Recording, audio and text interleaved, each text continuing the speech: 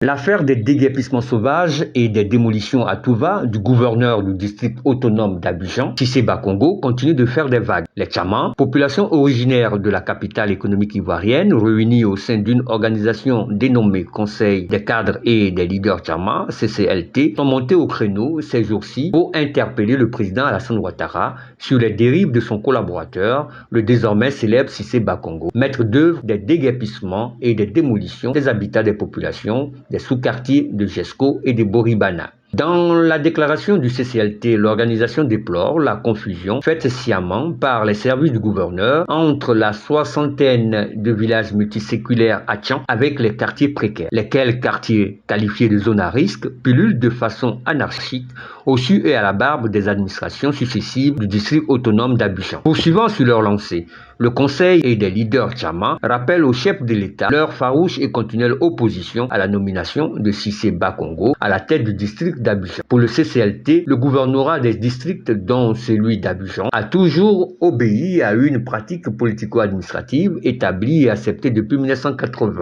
Cette pratique instituée par les défunts présidents Houphouët-Boigny, 1960-1993, et Henri Konan Bédié, 1993-1999, puis poursuivie par le président Laurent Gbagbo, 2000-2010, et le président Alassane Ouattara durant ses 3 premiers mandats. Cette pratique acceptée de tous voulait qu'on confie à un autochtone la gestion du district dont il est originaire. Tenant compte de cette jurisprudence, le Conseil des cadres et des leaders tchamans estime que la tête du district autonome d'Abidjan doit revenir à un Atchan. Le CCLT dit avoir été informé en outre des offres de Cissé Bakongo au chef Atchan et le Conseil estime que ces dons sont inappropriés puisque selon eux, leur chef ne peut pas vivre dans un oasis de bonheur alors que les populations déguerpies vivent dans un désert de souffrance. Monsieur le Président,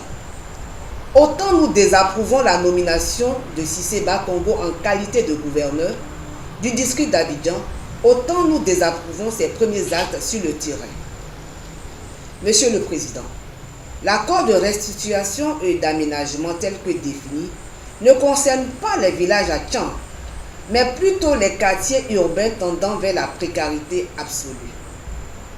Aussi, assistons-nous à un désordre urbain par des destructions massives de biens et le bafouement de la dignité et des droits des populations. Il nous plairait, Monsieur le Président, de vous rappeler qu'en 2015, vous avez lancé un vaste programme de bitumage et de viabilisation de nos villages. Ce projet a été exécuté en partie et nous souhaiterions son achèvement. Nous restons donc toujours ouverts au dialogue et de la concertation naîtra un grand Abidjan prospère, un grand Abidjan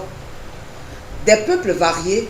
mais un grand Abidjan des Tchamans et avec les Tchamans. Pour manifester leur désapprobation avec les actes déshumanisants et ne pas se faire complice de tels agissements de l'administration Ouattara, le CCLT invite les Tchamans à des manifestations pacifiques dans les communes d'Abidjan. La date de ces manifestations éclatées, expression démocratique du mécontentement du peuple tchaman sur le débat qui anime la situation sociale qui se dégrade de jour en jour en Côte d'Ivoire, est prévue pour ce mois de mars. Cette prise de position du Conseil des cadres et des leaders tchamans n'est pas la seule du genre. Avant eux, les principaux partis politiques de l'opposition du pays, à savoir le Parti Peuples Africains Côte d'Ivoire, PPACI de Laurent Gbagbo, le Parti démocratique de Côte d'Ivoire, le PDCI, et le Front populaire ivoirien, FPI, et des organisations de la société civile se sont rendus sur les lieux du drame pour décrier la situation et compatir aux douleurs des populations qui croupissent dans la misère et sont exposées aux intempéries et aux maladies par la faute